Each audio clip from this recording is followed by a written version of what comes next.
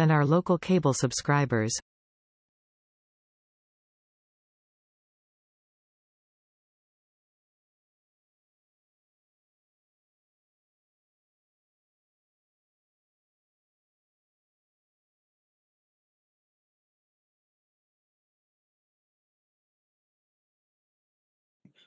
We're actually going to be doing 3 of these, at least 3.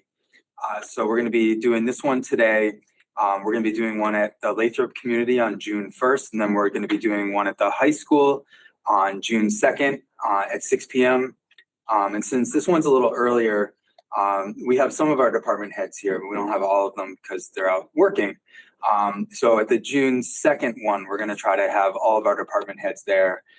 So as things come up and have them answer directly about issues that are impacting their department. So one of the things that we're going to do today is we're going to take questions that were submitted online, and we're going to try to give an overview.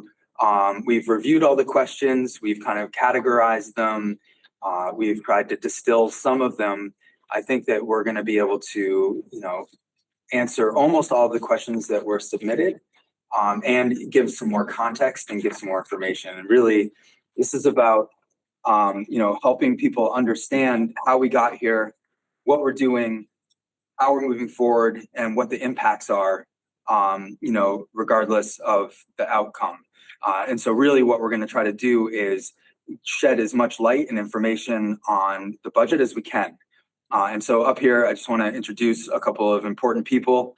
So we have our city auditor, Hidal Patel, and we have our city treasurer, this is Brooke Johnson, and my assistant, Evan LeBeau, who's been running up and down the stairs, helping us get the technology ready to go. And my name's Salem Derby, I'm the mayor, and I just want to welcome you here. And I'm going to turn it over to Evan. He's going to kind of moderate this for us as we kind of move through this. And right now, before I turn it over, we're not going to be necessarily taking questions from the audience. We're going to try to do a brief overview.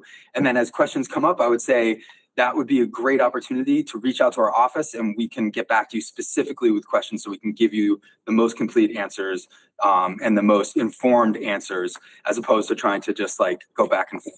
So that's the way that we're going to do this. And I hope you find it informational. Yeah, thank you, Mayor. Thank you all for coming today. We're about to begin with our presentation. Can't hear you. Oh, can you hear me better now? That's better. Okay, I gotta lean forward. So the presentation is going to cover a couple sections. I'll just briefly go over what those are going to be. So the first section is, how did we get here? How did we get to the current situation that we are in? The delay in timings for why our override vote is later than other communities around us. The remedies that the city has already put into effect. And the last option, and the override itself. And then we'll be answering some of those questions that have been submitted via the form that has been online. Please also feel free to use that form to submit questions today. I know some of you already have, but those will be used for the June 2nd form as well. So now I'm going to turn it back over to the mayor, who's going to begin talking about how we got here. Thank you. And so, this is one of the questions that gets asked a lot is how did we find ourselves in this situation? And, it's not a simple answer necessarily. What I will say is this is something that has been kind of building for a few years since COVID, really. And there are some factors that come into play that I think are important to recognize. So one of those things is as we received FEMA and CARES money and ARPA money, those monies were used for expenditures that kind of freed up some money in the general fund. And there was some kind of contracts that came into effect during that time that started to grow the budget. And it wasn't necessarily felt as immediately because the FEMA, CARES, and ARPA money was being used to supplement some of the other expenditures. So that's one piece of this. I think another really important piece to consider here is during that time, there was quite a bit of turnover in the finance department. And so part of that turnover was the treasurer who was in the position had some personal stuff going on and was not able to be in the office, and then was had to leave. And that filling that position was difficult at the time. And so that position remained unfilled for about 8 months. And so what happened was when I became interim mayor last July, after my first week, Brooke started as our new treasurer. And at that time, we were in a pretty significant backlog of reconciliations. So, I mean, I guess I could probably turn it over to Hadel to say what that is. Do you want to say? Yeah. So when there is a backlog, can everybody hear me? Okay, so when there is a backlog in the audit office, I'll go for it. Can you hear me now? Okay, I'm short. Can you hear me now? Okay, so when there is a backlog in the treasury office, how it affects the financials is if the cash is not balanced, I, as an auditor, cannot balance cash, receivables, and my books of accounts. So until I don't balance my books of accounts, I technically can't close the books. So when Brooke came on board, we were technically behind a whole fiscal year, which means 12 months worth of work. So with Brooke, Jeannie, who is the assistant treasurer, and our consultant, they were able to bring the 12 months backlog on tracks sometime in January of this year. So in January of 2026, I started working on July of 2024. So that's how much it took a lot of time for me to close the books, and our free cash was certified in March. Right. And so that piece is important because it affects all of the budget timelines. And I think another piece that's important to recognize here is the kind of historic use of one-time funds in the budget. And so if we go back in time just a little bit, so 2 years ago, the FY25 budget, about $1.8 million of stabilization was used to balance the budget. And at the time, we were told by the mayor that money was going to be backfilled with other funds, state funds, other sources of revenue. And that did actually happen. So that money did end up getting backfilled. However, I think most of it got backfilled. It was about 600,000 that didn't get backfilled, I believe. Is that number correct? Yes. Yes. So then last year, we found ourselves in a situation where we were being told that we were going to use the new financial policies to right size the budget. And that meant that we were going to cut our margins thinner on our stabilization. And so out of our $7 million of stabilization that we had on hand, $4 million of that was used to fill as a one-time fund to fill a budget gap. And again, we were told that money was going to get backfilled. And there was also some money that was used from overlay, which is from the assessor's office, and $100,000 from tax rate stabilization. So it ended up being about $4.5 million of one-time funds got used to fill the budget gap. Now, that money did not end up getting backfilled. And so what happened was that ended up becoming a structural deficit. And when we have a structural deficit, as revenues stay flat and expenses increase, that grows. And so that's kind of where we find ourselves today. So I don't know if I missed anything, but oh yeah. You want to talk about that a little bit, Brooke? Yeah, so I don't know, I'm also a little short. One thing Easthampton has not practiced the past couple years, I would say 2 years, is a conservative approach to our budgeting. What that means is the revenue that we were predicting by state guidelines was not conservative at all. So we were barely meeting those requirements, which was having an effect on our free cash. It was having an effect on our expenses when they were growing. So the bottom line is the revenue is just, it's not meeting our expenses. So when you're adding in all this history to a budget, you're just growing a deficit over and over and over until we are here. And I do want to just mention, and it's not an excuse, but I think it's relevant in the context that we find ourselves in.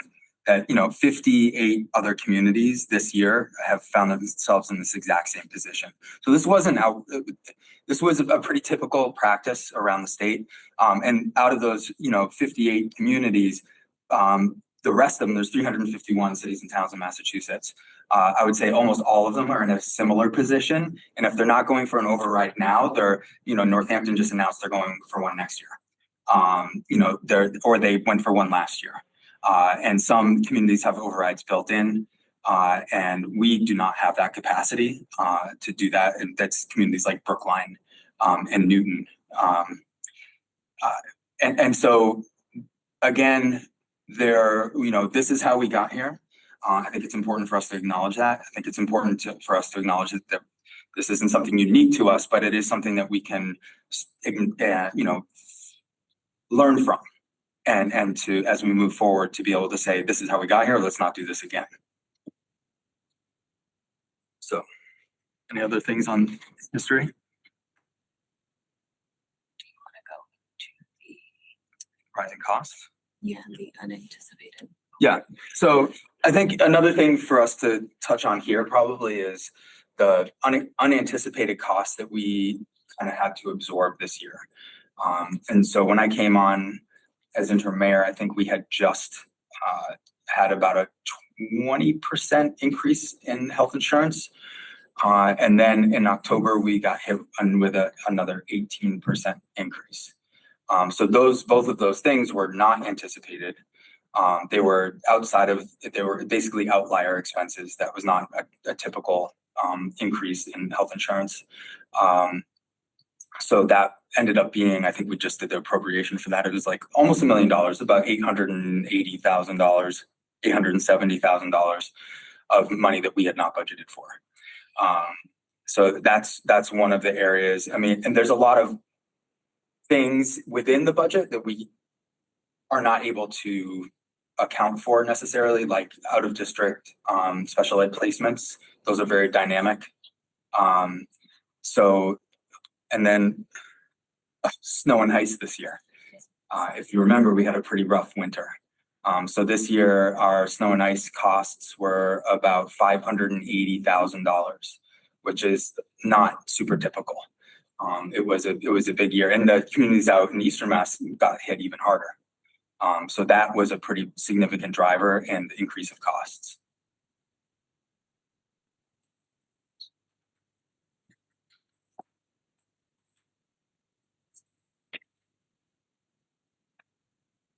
Yeah, so the mayor was skipping around a little bit. Sorry, I have a tendency to prepared just kind of go notes. where I. So we already takes kind of me. talked about the delay, so I'll just quickly retouch on that. So that the delay within the finance departments, with the lack of a treasurer for most of last year, caused a ripple effect throughout the rest of the finance departments, making it be that our free cash got certified so late, which is one of those big pieces that allows us to know exactly where the budget is going to be for the next year.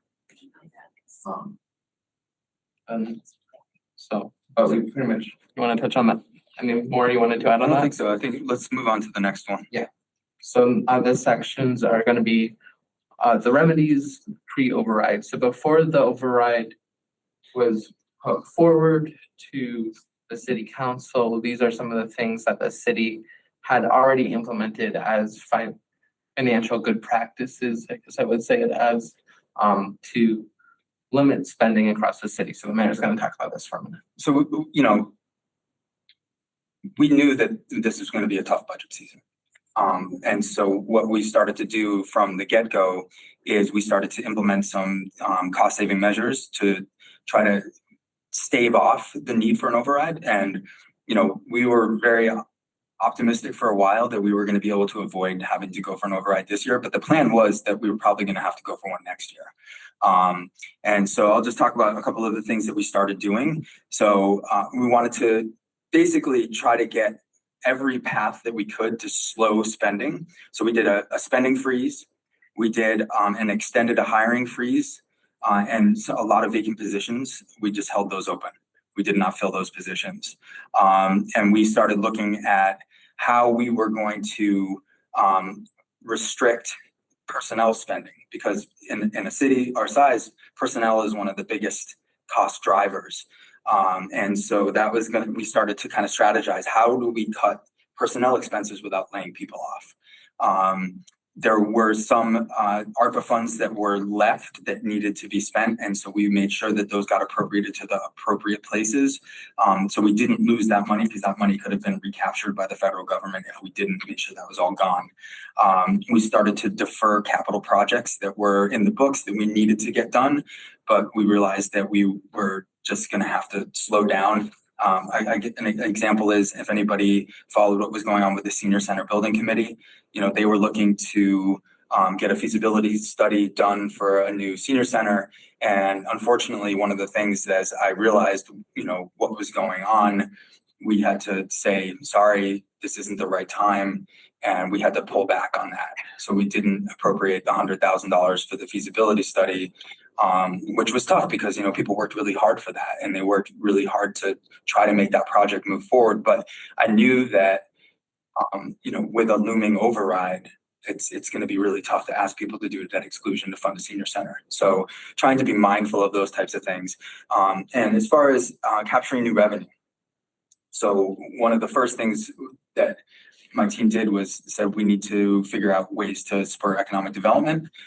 So we realized that some liquor licenses that we had been issued in 2023 never got issued to restaurants, which means we lost them. So we started the process to recapture those.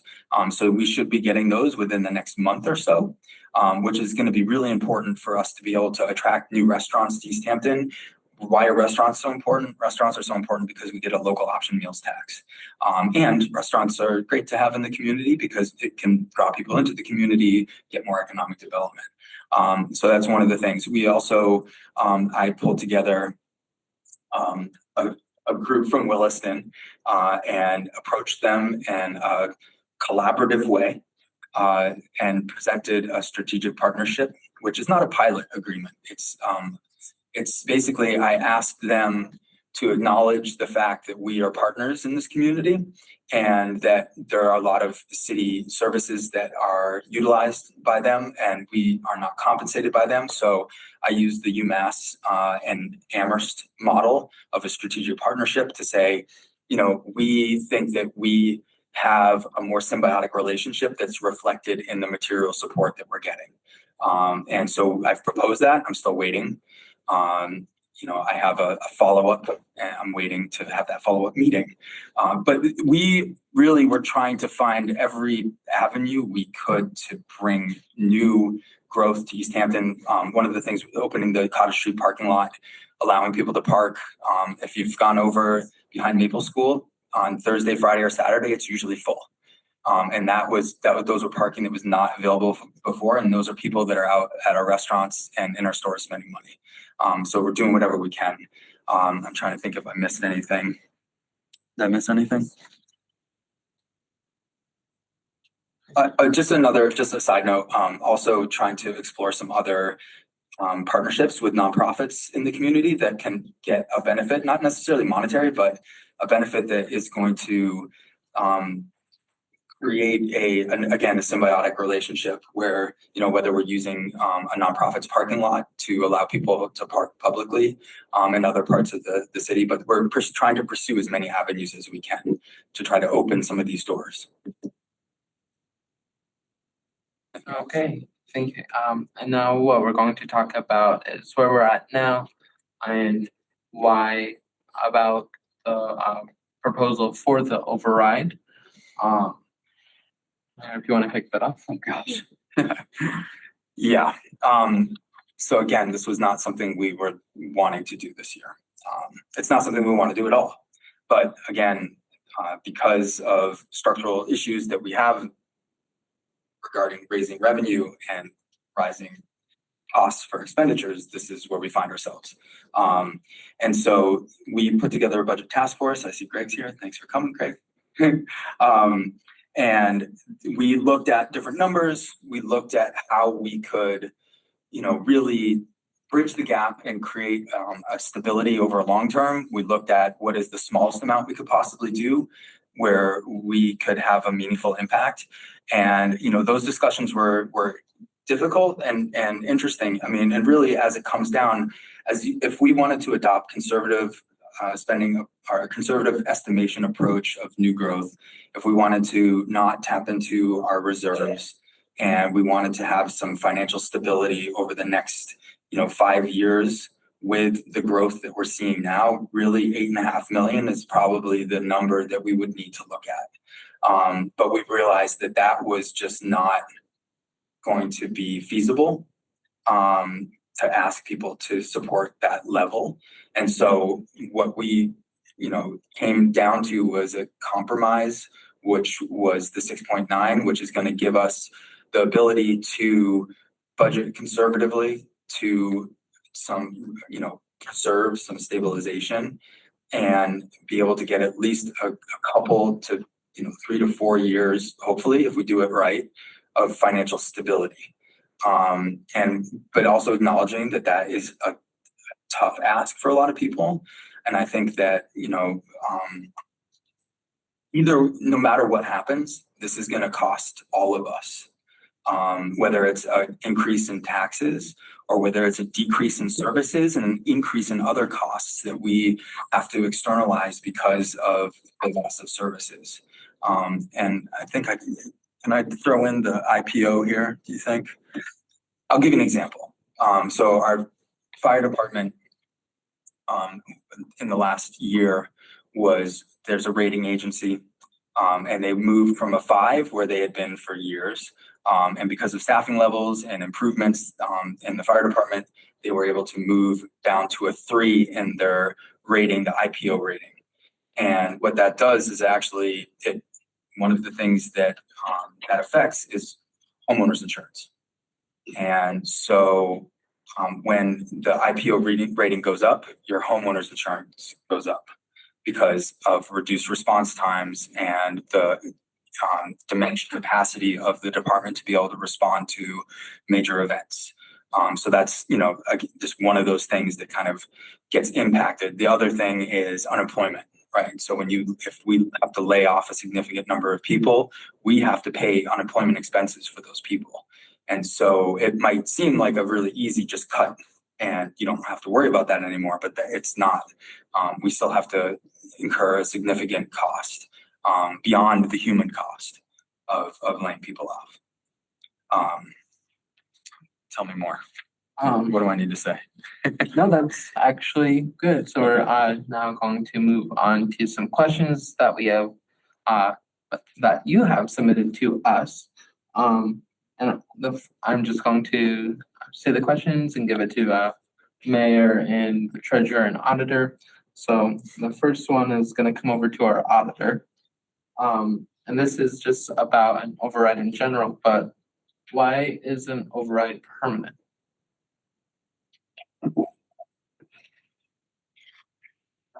It gets added to the tax levy, and it's because the expenses are going to be permanent. These costs are not going away, and once we add it into our levy limit, it stays, and next year we'll start with that new levy limit. That's why it's permanent.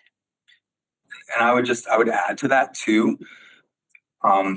We're asking for 6.9 million in the override. If we can make cuts and if there's a miracle and the state steps up unrestricted governmental aid, UGA, and we find ourselves not needing that, I think it's really important to know that we will not tax up to that 6.9 million.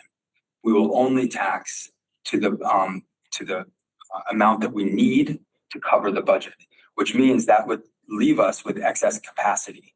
So that means next year, as costs grow, we have a little bit of room to be able to increase taxation without having to go all the way up to the 6.9. So if we're asking for 6.9, it does not mean that we're necessarily going to tax to the 6.9. I'll give you a good example, Westfield. Mike McCabe just did his budget last week, and they increased their taxes 4%. And you'll notice it wasn't just 2.5%. They had excess capacity in their levy. So he was able, if they didn't have that, they would have had to go for an override. So I just want to, let people know that. And again, we don't want to use one-time funds like a debt exclusion to fund recurring expenses. Okay, thank you. And the next question is going to be for our treasurer. So in the two budgets put forward, after either one was enacted, how much would be left in our stabilization funds, in our general stabilization? Okay, so as the mayor said earlier, last budget cycle, we used $4 million of the 7 million that was in our general stabilization fund. So that's leaving us with 3 million.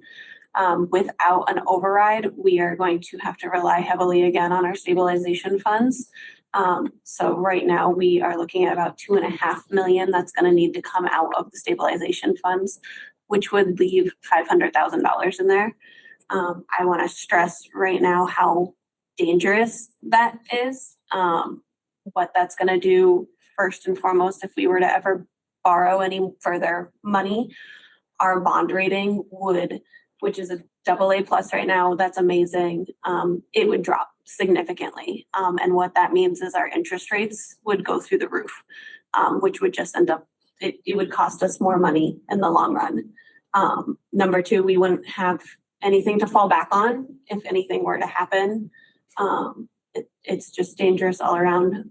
If we were to have the override, nothing would come out of our stabilization funds. We would be able to leave that $3 million in there and we would be able to grow it over time. And I'm confident that we could continue to grow it and get it back up to the $7 million where I would say we would be comfortable. Thank you. Okay, the next question is going to be for the mayor. And this kind of goes back to talking about the tax levy and in the context of the old schools, so Maple Center and Pepin. Why hasn't the city sold them and gotten them back on, gotten them onto the tax base? Yeah, and that's a great question. And I know that people see those schools sitting there and it's frustrating. We entered into an agreement with Arch Communities about 2 years ago, and to redevelop those schools into housing. And right now, housing is critically important in Massachusetts, and being able to utilize, very solid older structures and repurposing those is a really great opportunity for us. The good news here is that we were informed about 2 weeks ago that Arch Communities was able to secure $1.1 million historic tax credit through the Secretary of State's office. And that means that they're going to, in the next round, almost guaranteed to get an equal or larger allocation, which means the project is moving ahead of schedule. We really do want those off of our tax rolls. We don't want to be heating those buildings anymore, but there is a process. This is one of those areas where patience is going to be a really valuable thing, because what we're going to get when these are done is going to be really, I think, special, and it's going to be part of our community. These buildings are going to be part of our community for ever going on, with people actually living in those spaces and enjoying, living close to town.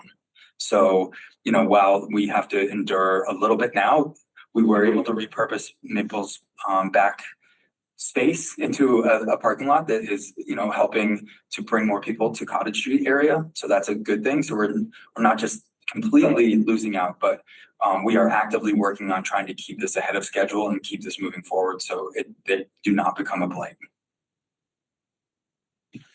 Thank you. And then, so the mayor touched on the costs of health insurance increasing, but what is the city doing moving forward to try to combat these increases? I guess that's for me again? Yeah. Okay. So there's a couple of things we're doing. So really exploring every option that we can possibly explore. For us, being as small as we are, being self-insured is probably not going to work for us, like it does for Holyoke, which is much significantly big. Chicopee, I was talking to John View in Chicopee, and he was talking about how they've only had 8% increases. But since we're kind of small, we don't have that buying capacity. I have charged our insurance advisory committee, which is made up of our union members, to start exploring pathways and options for us to move to the GIC and to really kind of take a hard look at every option that we have available to us that's going to provide our employees with good, solid health insurance, but also try to provide us with a savings that we can, and stability that we can have moving forward. And it's really important for the unions to be kind of leading this charge, because for some of our unions, it's written into their contracts to have very specific health insurance.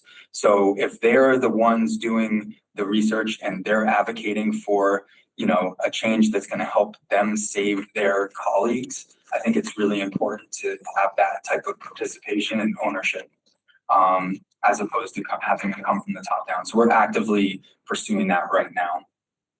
And we also we just created a healthcare or health insurance stabilization fund, which we're going to, as we kind of look at our financial policies, we're going to try to allocate money each year to put into a stabilization fund for unexpected healthcare costs like we got this year. So as we move into the future, we'll be able to have some sort of a buffer.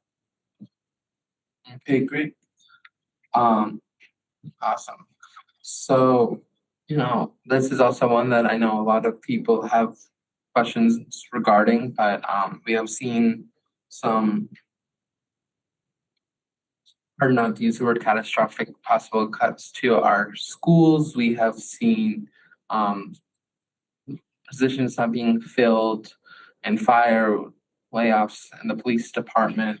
But on the administrative side of City Hall, that hasn't been as talked much about. So, but there has been some cuts to it. So can you talk about the cuts that are happening in City Hall and general government and the general government fund?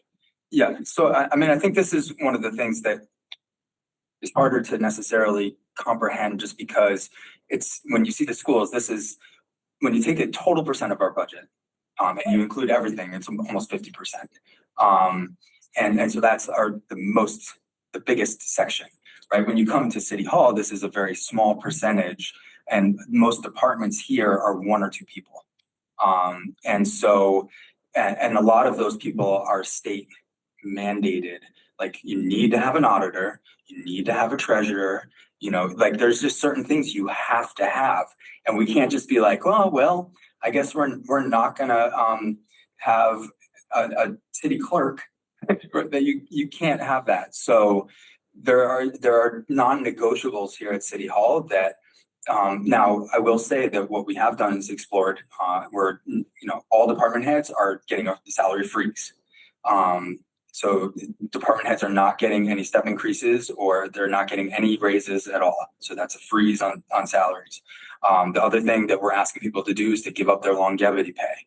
And that's a hard thing to do, but they've agreed to do that.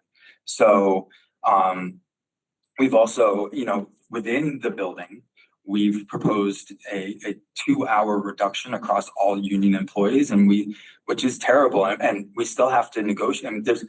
And we have to negotiate this with unions as well. We have a relationship where we can talk about this collaboratively, and we're entering into negotiations next week.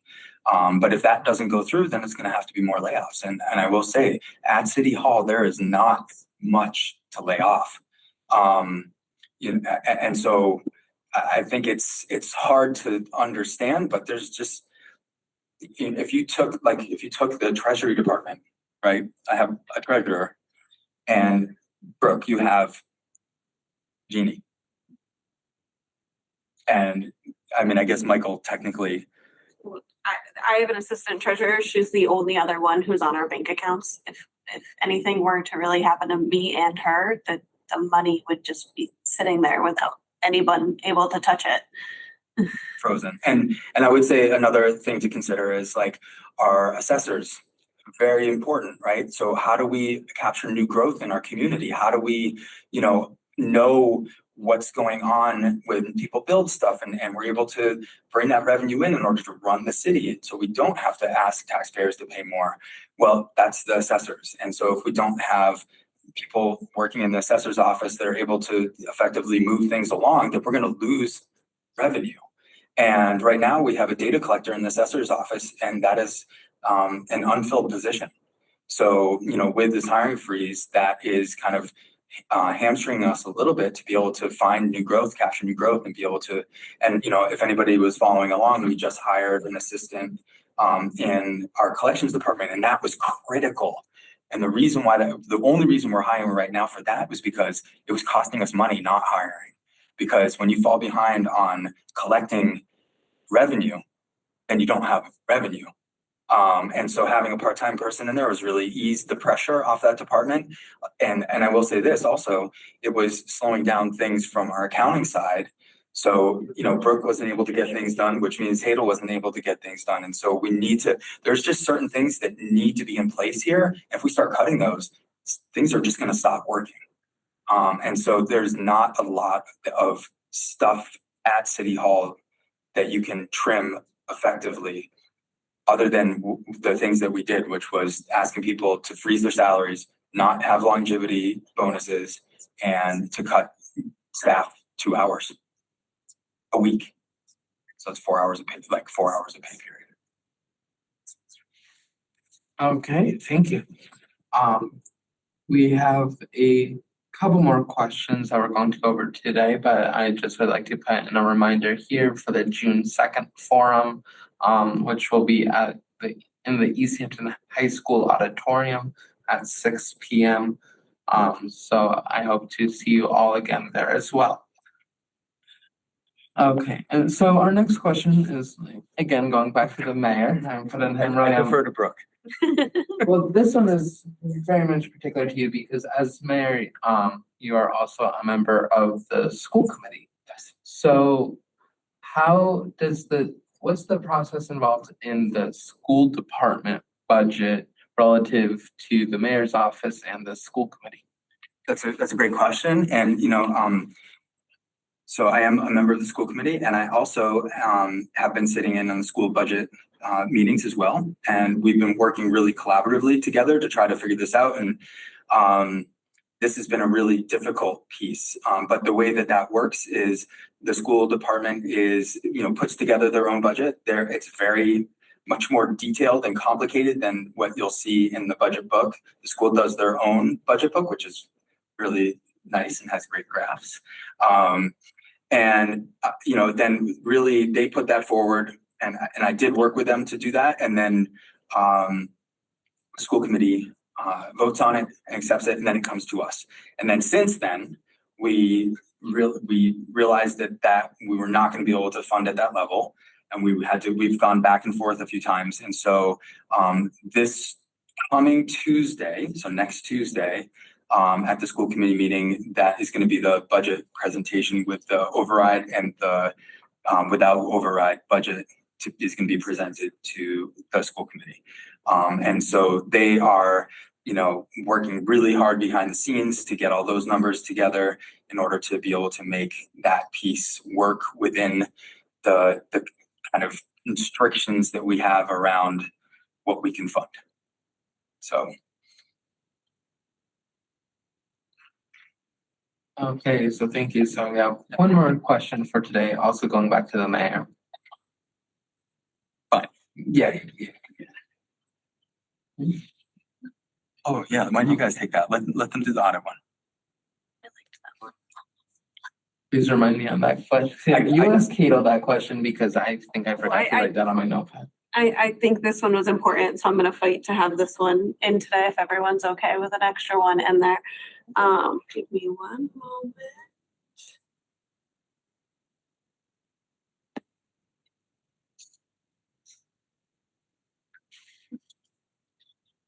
I can't find it.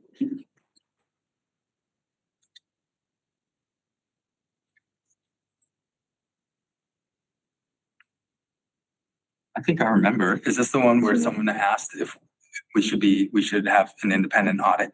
Yes, it was along the lines of having an independent audit. And I think it's important, and Hadel can jump in here too with me, please. We do have an outside independent audit company come in on an annual basis. It's state requirement. It's very intense. They're here for a couple weeks, usually in the fall. And then they usually come back for a few weeks again to just follow up on anything that's left unanswered. FY25, so our FY25 audit, if you all remember, we were extremely behind in FY25. It was wrapped up, I believe it was in April. End of April, early May was when we finally got the audit. It was our first audit in 3 years that we had no findings. So it was clean, and that's just, it's huge. So we are on the right path moving forward. We just needed the time to get there. And I would say that's a credit to the finance team being able to catch up from where they were to a point where, you know, they had a clean audit and, you know, it was 3 years or 4 years. We didn't have clean audit for 2 years. Okay. 2 years, sorry. So for I 3 misspoke. years. 2 years. Okay. So the question is also, why do we need to do the audit? So all the cities and towns are managed, or the regulations for the finances are being used, but with the guidelines of Bureau of Accounts and Division of Local Services. Bureau of Account is also considered as a Department of Revenue.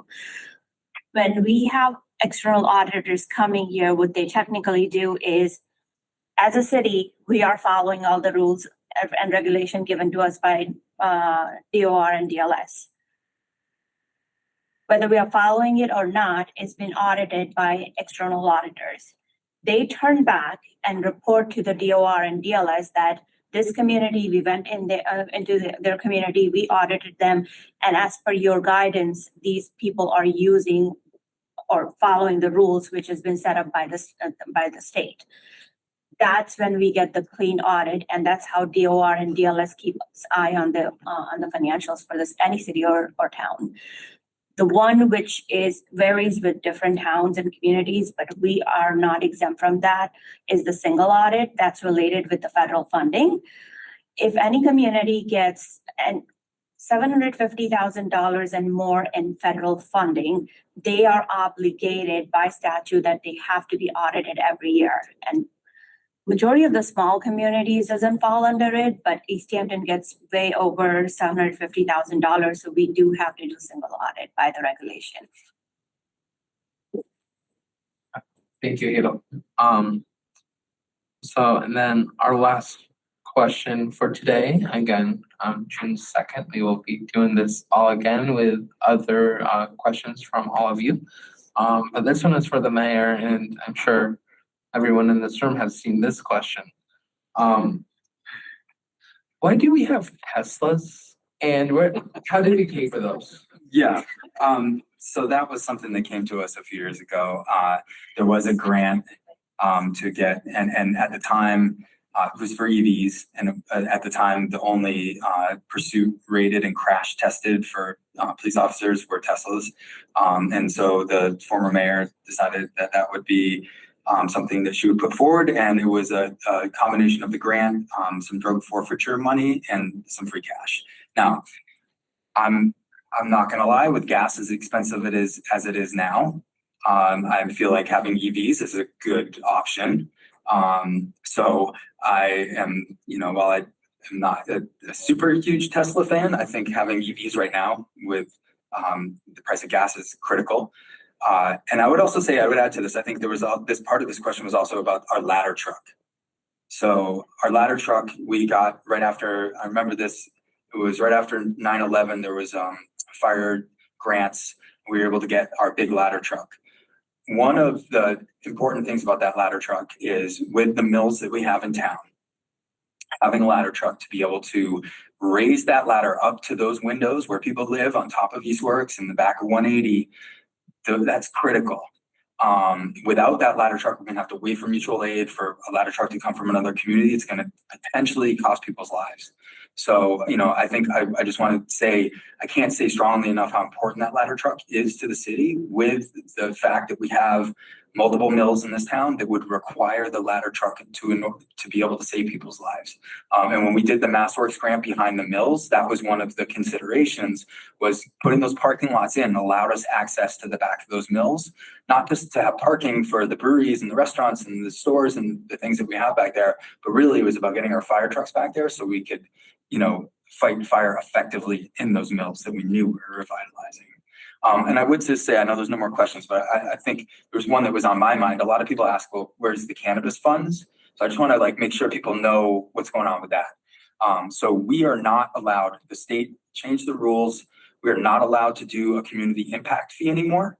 And in fact, most dispensaries are suing communities to get those community impact fees back. And we're also not allowed to do community host agreements anymore. The majority of the cannabis money came from those two things.